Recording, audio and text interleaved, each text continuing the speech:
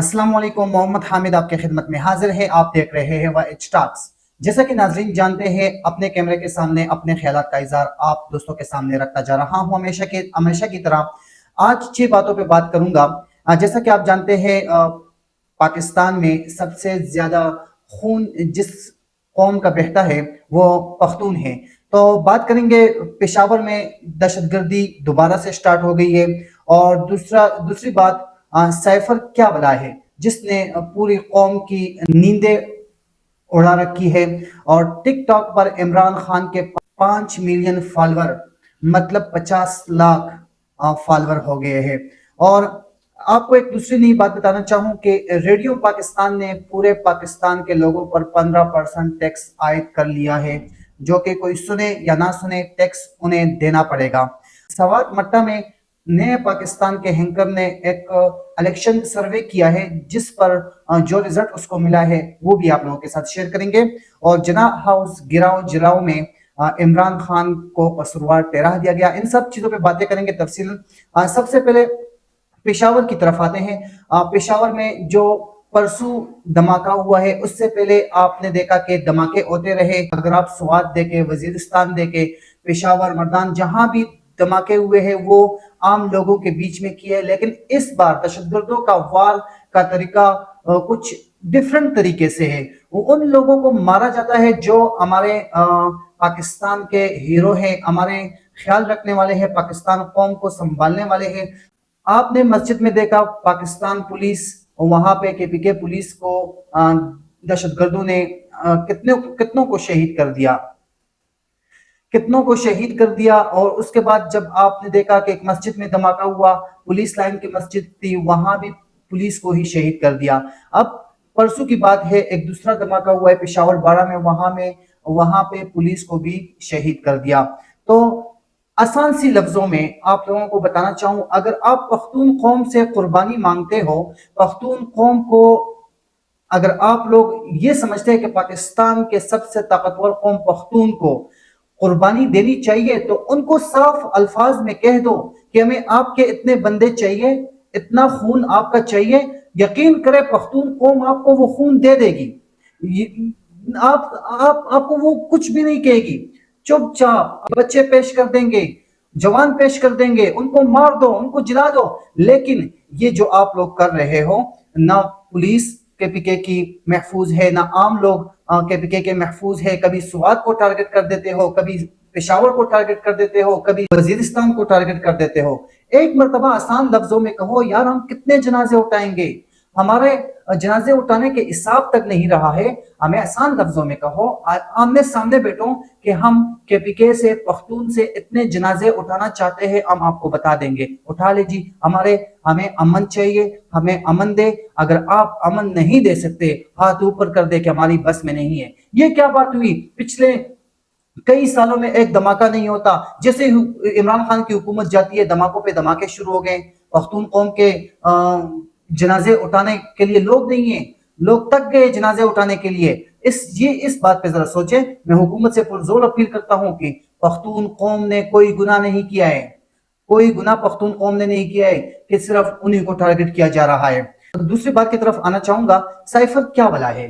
Cipher एक ऐसी चीज होती है जो दूसरे मुल्क से आपको आपकी तरफ भेजी जाती है। आपके सफारत खाने होते हैं, वो लिखते हैं, उसका एक महफूज तरीका होता है जो किसी तीसरे शख्स को पता नहीं चलता। इसी तरह इमरान खान की हुकूमत में एक साइफर आया जो कोड पर मुश्तमिल होता है, कोड पर मुश्तमिल होता है। उससे फिर आप कोड के तौर पे एक वर्ड बनाए जाते हैं, अल्फाज बनाए जाते हैं, उसको आम बंदा पढ़ नहीं सकता। अगर पाकिस्तान के इस साइफर के ऑफिस की तरफ हम जाए तो वहां पे 100 ऑफिसर ऐसे हैं जो इस साइफर के खत कह दे, साइफर जो आम लोगों के साथ शेयर नहीं कर सकता। तो उस चीज में, जैसा कि आप जानते हैं, आजम खान नाम का एक बंदा है जो इमरान खान का बहुत क्लोज था, इमरान खान का सेक्रेटरी था। उसने ये नया प्रेस कॉन्फ्रेंस की है, उससे साइफर फिर दोबारा जिंदा हो गया। हुकूमत कल तक कह रही थी कि साइफर गुम हो गया है, वजीर आजम हाउस से गुम हो गया है। तो तीसरी बात यह है आज की वीडियो की कि टिकटॉक हुकूमत बंद करने जा रही है। وجہ یہ سامنے آئی ہے کہ عمران خان ٹک ٹاک پر بہت فیمس ہو رہے ہیں، ہر کوئی اس کو فالو کر رہا ہے۔ میں نے آپ کو پچھلی ویڈیو میں بھی کہا تھا کہ نوجوانوں کا نشہ بن گیا ہے عمران خان۔ 5 دن میں 5 ملین فالوور، جیسا کہ 50 لاکھ لوگوں نے عمران خان کو فالو کیا ہے، اور ٹک ٹاک کی طرف سے عمران خان کے اوپر انعامات کے اور تحائف کے برسات شروع ہو گئے ہیں، اور عمران خان کو ایسے آفر دیے ہیں کہ دنیا میں ابھی تک کسی ٹک ٹاک یوزر کو اتنے بڑے آفر نہیں ملے۔ سوچنے سمجھنے کی بات ہے، ابھی یہاں تک بات چلی گئی ہے کہ حکومت نے یہ فیصلہ کیا ہے، ابھی کر رہے ہیں کہ ٹک ٹاک پاکستان میں بین کریں گے۔ یہ ٹک ٹاک بین کرنے سے کچھ نہیں ہوگا، خان کے ساتھ بیٹھ جائے، اپنے مطالبات آگے رکھ کے، خان آپ لوگوں کی بات سنے گا، خان سننے والا بندہ ہے، وہ پیچھے ہٹنے والا نہیں ہے، بات بیٹھ کر حل ہوتی ہے۔ ٹک ٹاک بند کرنے سے خان کی پرسنالٹی میں، خان کی جو ایک ہائی لیول تک خان گیا ہوا ہے، اس میں کوئی کمی نہیں آئے گی، خان خان ہی رہے گا۔ تو ایک ہی سمپل سا مشورہ ہے کہ اپنا جو آپ لوگوں کا کرنا ہے وہ ذرا سائٹ پہ رکھ کے اور خان کے ساتھ بیٹھ کے مسئلے کو حل کر دیں۔ چوتھی سب سے بڑی بات آج کی ویڈیو کی کہ ریڈیو پاکستان کی طرف سے تمام پاکستان کے غریبوں کو ایک تحفہ دیا گیا ہے کہ کوئی ریڈیو پاکستان سنے یا نہ سنے، وہ بل کے اندر اس کو 15% ٹیکس دینا پڑے گا۔ میں حیران اس چیز پہ ہوں کہ 15% ٹیکس ان لوگوں پر بھی لگایا گیا ہے جس کو ریڈیو پاکستان سے کوئی غرض نہیں ہے۔ اگر آپ بجلی کا بل دے کے، جن کے گھروں میں ٹی وی نہیں ہوتی وہ ٹی وی ٹیکس دیتے ہیں، جن کے گھروں میں ایک چیز ہوتی نہیں ہے اس کا ٹیکس حکومت ان سے وصول کرتے ہیں، تو حیرانی اس بات پہ ہے کہ 15% ٹیکس آپ نے کیوں لگایا؟